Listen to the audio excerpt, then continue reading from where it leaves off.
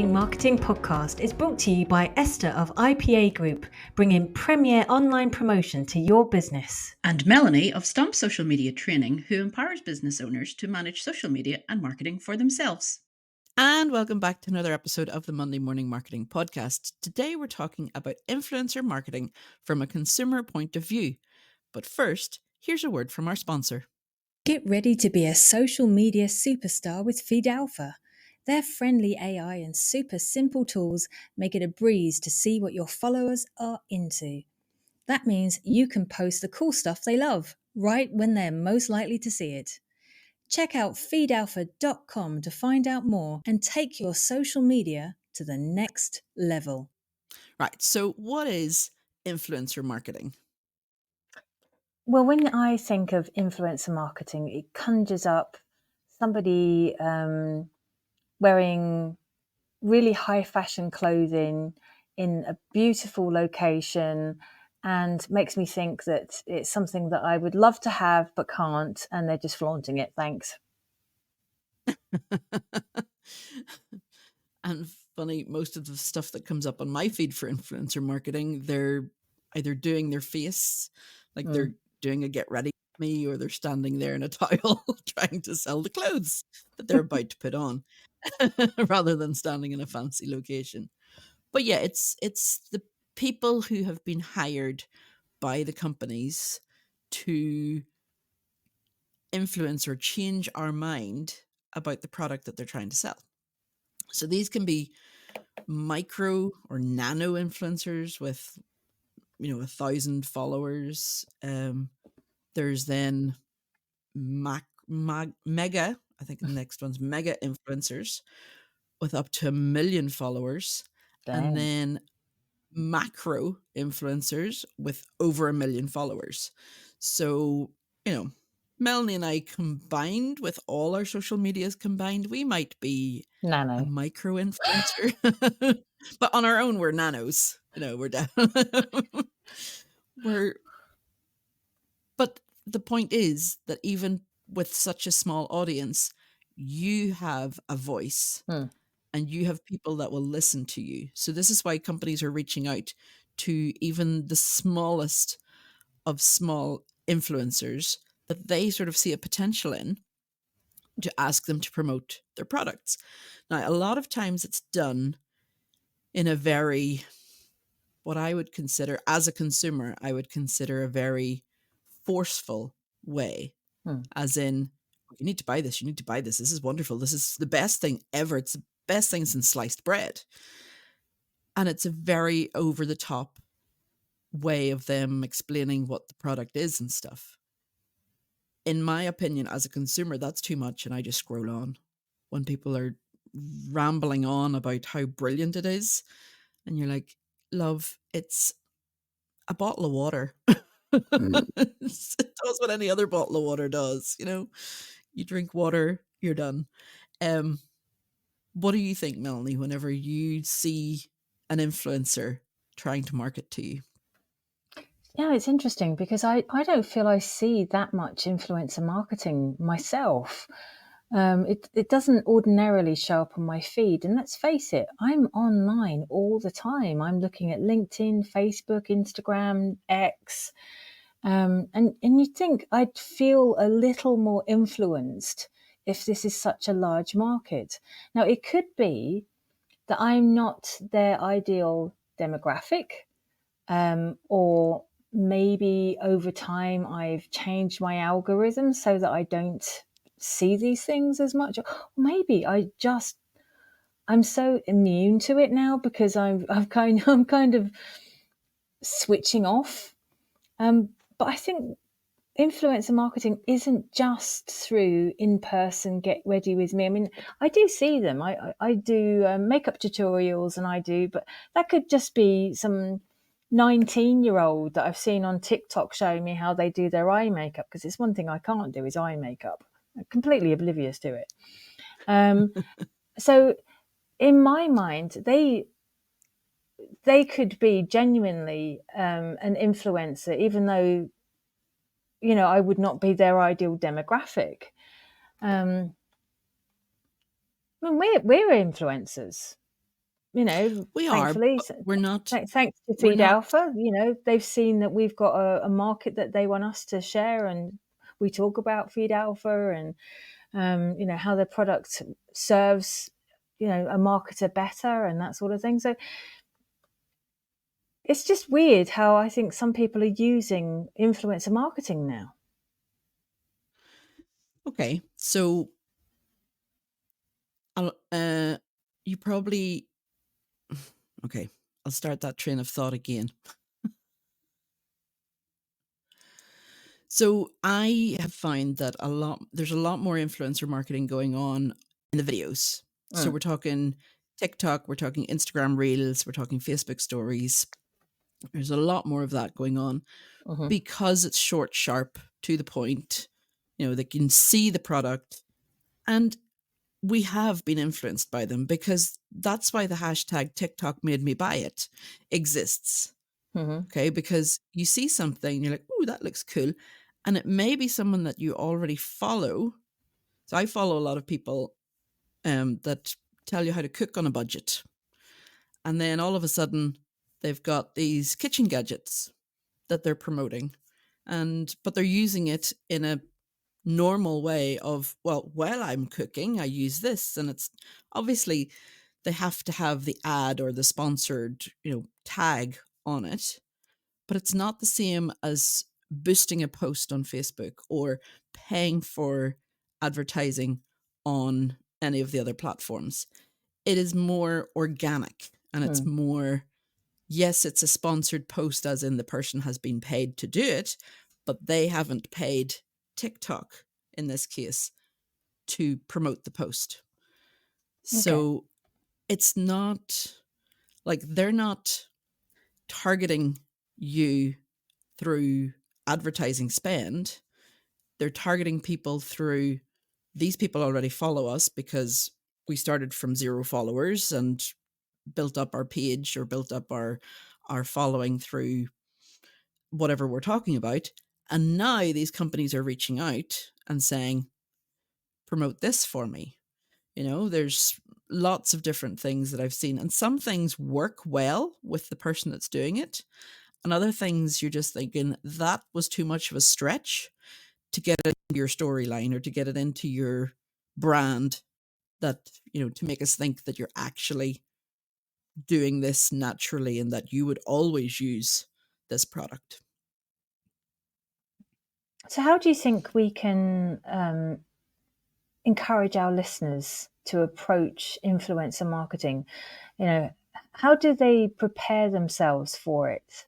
How can they make the jump from what they're currently doing to maybe doing influencer marketing of their own? You mean for hiring influencer Yeah. marketers? Or even to be the hired gun? Yeah. Well, I think, first of all, it has to be something that resonates or fits in with your brand. So, for example, Feed Alpha fits in perfectly with our brand because we talk about marketing and they help marketers. Yeah. We schedule content to social media, and that's what Feed Alpha helps people to do. So that is a good combination. If we were to be approached by, I don't know, the Halifax Bank or HSBC Bank, that has nothing to do. We're not financiers. No. If they're going to give us free money, go ahead. But it has nothing to do with the brand of the Monday Morning Marketing Podcast. No. If we were talking accounting or finances or things like that, that would be a better fit.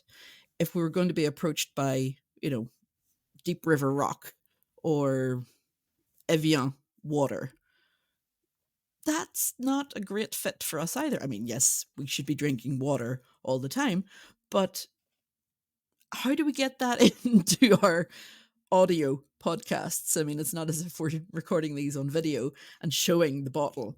It has to be a good fit. It has to be something that works. Dripping effects in the background. Sound like we're in a sort of watery cave or something.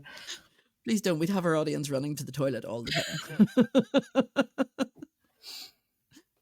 But it has to be a good fit. It has to be something that, if you're going to start to be an influencer, you have to be on board with the product.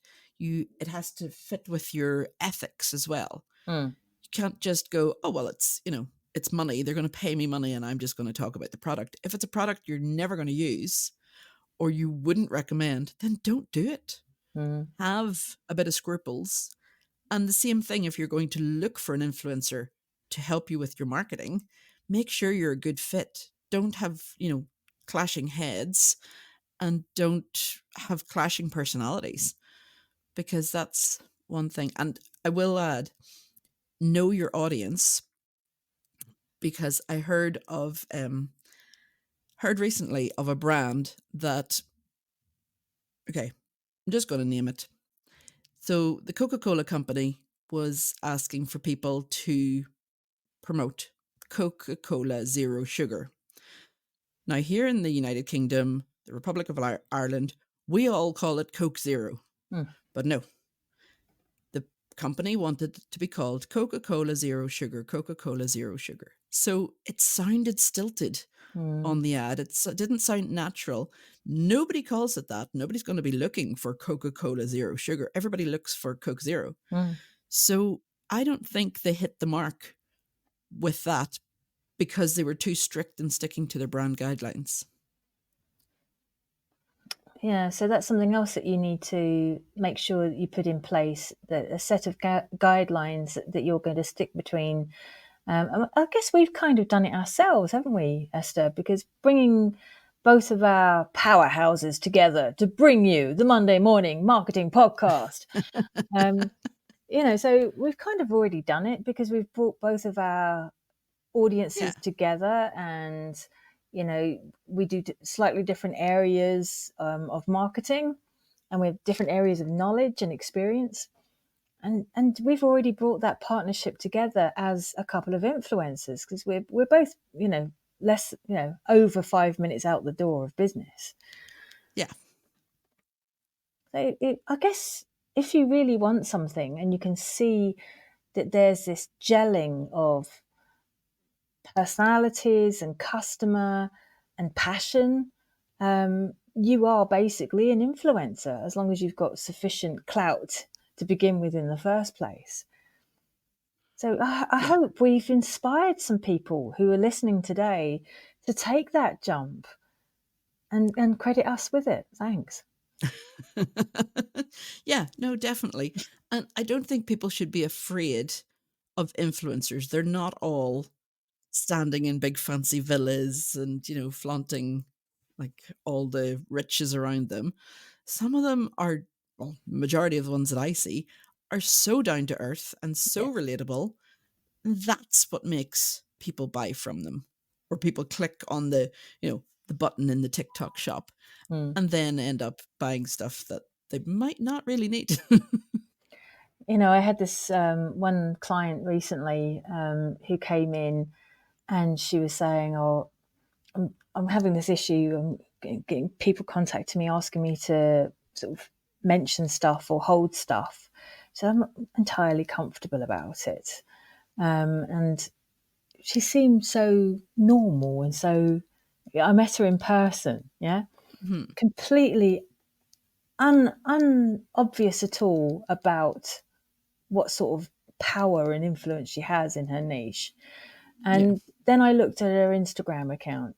She had 12,000 followers, and she got them in 3 years. And I'm like, how did you do that? She's so unassuming. And and she was saying, I'm being approached and I don't really know what to do about it. And I was like, well, you need to speak to a professional, because when it comes to paid influencer marketing, there are platforms that you can go to. And we've had Sinead O'Carroll here before from the Blogger Agency. Quite a while back, but so I sent her over to her. But, it's sometimes people don't even realize what power they have. And I bet you there are some listeners there who are going, seriously, you only need 1,000? I've got like 8. Yeah. And the other thing that's very important to put in place is a contract. Yeah. What is expected of you? What do you expect of the company? Is it a case of they'll send you a product, you take one video, send the product back. Do you get to keep the product? Do you have to do 3 or 4 videos over what space of time? Is it stories, reels? How long do they have to be? How many times in the one story or the one video do you have to mention the product or the brand? All of these things should be decided beforehand. So if you're looking to hire an influencer, make sure that you know what it is you're expecting. And I would even go as far as to set up a separate link for them to be using so that you can see how much traffic has been generated by them or UTM, through them. basically. Yeah. A UTM, so that you can see exactly how people are coming from directly from their videos or posts, Yes. because otherwise you can't really track it. Exactly. But like Melanie says, don't be afraid to do it, to start it, to even, if you're being approached by companies, take a look into it. There's Sinead of the Blogger Agency. There's Vava Influence in Northern Ireland, who is also an influencer marketing company that will help you to be connected with the correct brands for you and for just your so audience. you know, we're not affiliates. No, we're not. Neither of these people know that we were going to mention them today. So kudos to you. You got mentioned anyway. And wherever you're listening, anywhere in the world, and we know we've got a good dose of people from all over Europe and over in the US and Canada. So there will be an influencer agency that will be highly recommended in your locale. Just look around, get advice. And if there's anything that myself and Esther can help with, we've got, I'd say, a sizable connections of network that we can tap between us. So if there's anything we can help with in that respect, then don't be afraid to approach us. Yes. Well, that's Perfect. all the time we have for now. But, this has been a great conversation. I hope it's really inspired people to take that leap, be brave, understand the power and the influence you have, and start helping others with it. We'll be back next week. So say goodbye, Esther. Goodbye, Esther. And it's goodbye from me.